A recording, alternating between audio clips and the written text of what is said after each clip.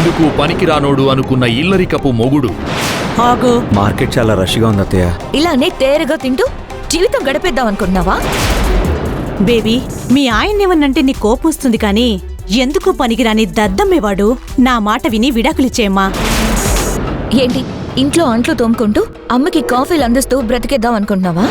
నువ్వేం చేస్తావో నాకు తెలియదు. ఈ మంత్ లో జాబ్ రాకపోతే నువ్వు నాకు కనిపించుకో.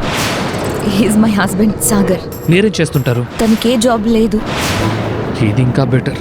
పాపని బుట్టలో వేసుకోవడం ఇంకా ఈజీ. నా కంపెనీలో పోస్ట్ ఉంది, చేస్తావా? నీలాంటి వాడి కోసం నాకిష్టం లేకపోయినా ఆ రానని వ్రతిలాడి జాబ్ సెట్ చేసినందుకు నా చెప్పుతో నేనే కొట్టుకోవాలి. నువ్వు నన్ను తప్పుగా అర్థం చేసుకుంటున్నావు.